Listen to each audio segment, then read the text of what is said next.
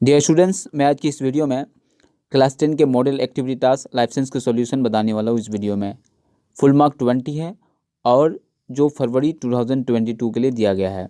तो चलिए वीडियो को स्टार्ट करते हैं।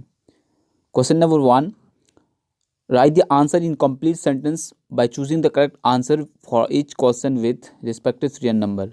तो सबसे पहले एमसीक्यू दिया गया है, 3 एमसीक्यू है।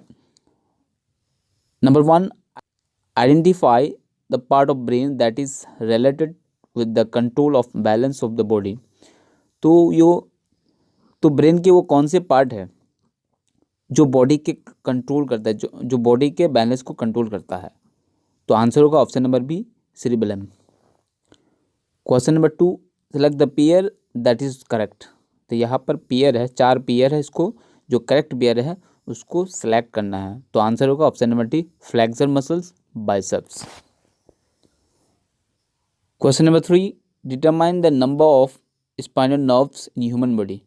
ह्यूमन बॉडी के स्पाइनल नर्व्स कितने हैं? तो आंसर होगा ऑप्शन नंबर सी, 31 पेयर्स।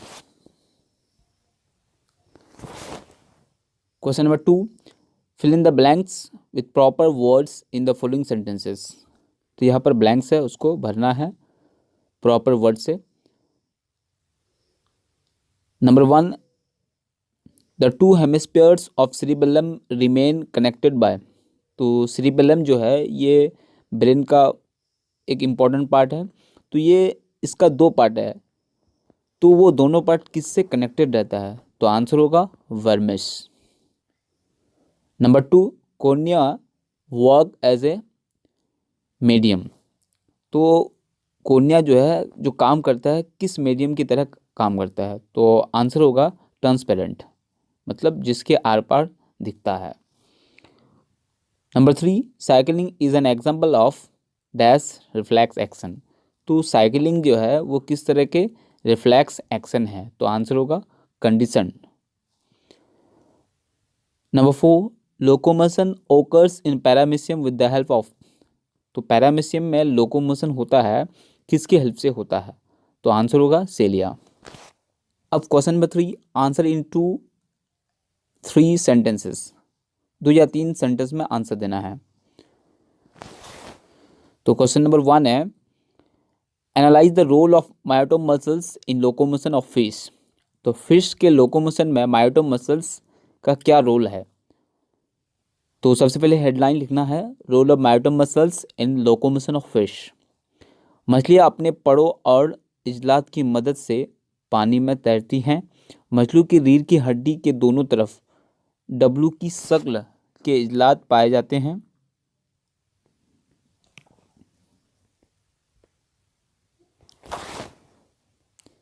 जिनको मायोटोम इजलात या मायोटोम मसल्स कहा जाता है।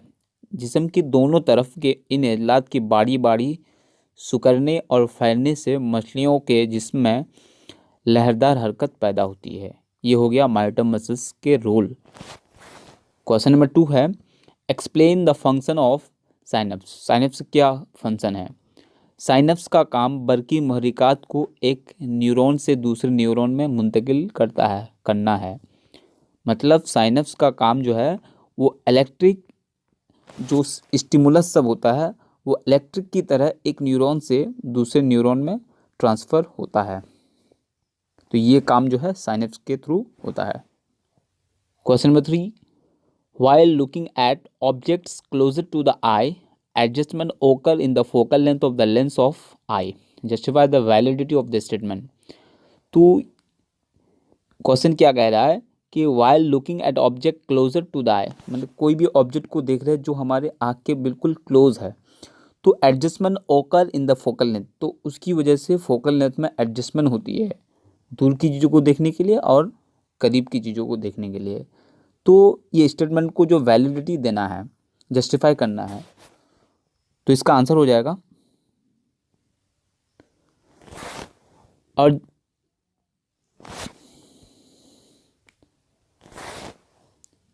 जब नज़दीक की चीज़ें देखनी होती है तो सेलरी मसल्स, तो सेलरी मसल्स कहाँ होता है? आँख में होता है।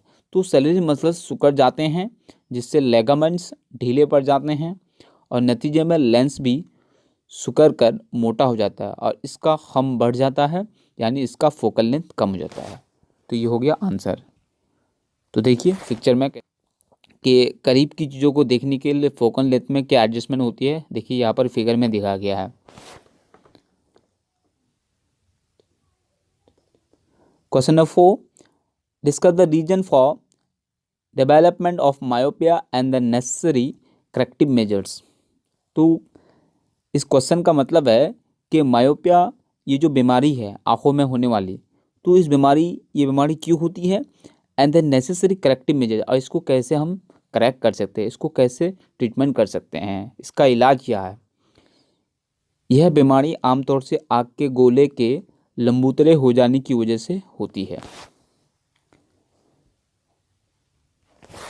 करेक्शन, अब इसको ठीक कैसे करें। ऐसी आँखों के लिए अगर एक कॉन्केव लेंस वाला चश्मा इस्तेमाल किया जाए तो दूर से आने वाली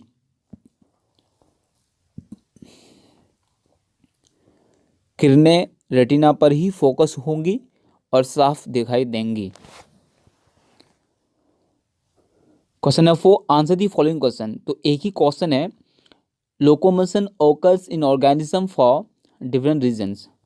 तो कहता है कि ऑर्गेनिज्म मतलब लिविंग थिंग्स में जो लोकोमोशन होता है अलग अलग रीजन के लिए होता है, इसके पीछे अलग अलग रीजन्स है। डिस्कस द रीजन, अब वो क्या क्या रीजन है डिस्कस करना है। Mention 2 difference between hormone and nervous system.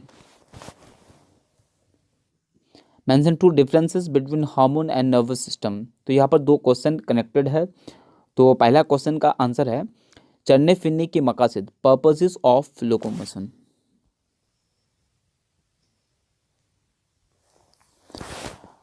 Number 1 purpose है या फिर रीजन है, जानवर गजा की तलाश में एक जगह से दूसरी जगह जाते हैं।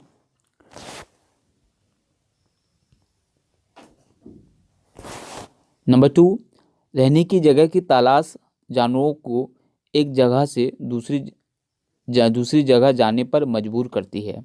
नंबर 3, तहफ़्फ़ुज़, किसी खतरे से खुद को महफूज रखने के लिए जानवरों को अपनी जगह तब्दील करनी पड़ती है।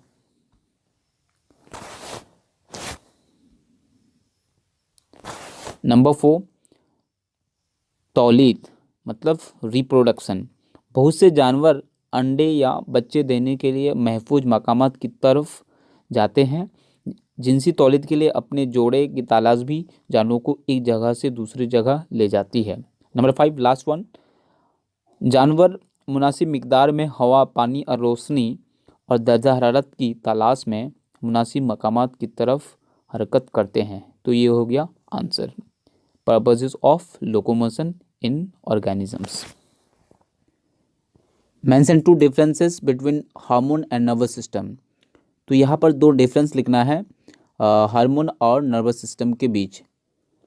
तो देखिए इसका आंसर, नज़े में आसाब और बेनली गलतियों का निज़ाम दोनों ही जिस्म में राब्ते और कंट्रोल का काम अंजाम देते हैं, लेकिन दोनों के काम करने के अंदाज में खासा फ़र्क है।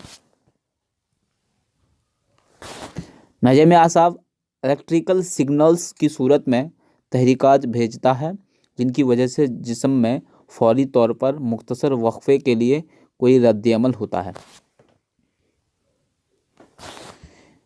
बेनली गलतियों का निज़ाम हार्मोन्स की सूरत में तहरीकात भेजता है, जिनके असर से जिस्म में तवील अरसे पर महीत किसी रद्द-ए-अमल का इजहार होता है।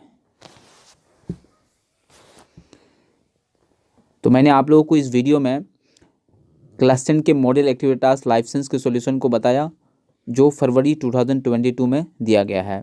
तो अगर इसमें समझने में कोई भी प्रॉब्लम हो तो कमेंट करके ज़रूर बताइए। So thank you for watching, thank you for listening, have a nice day.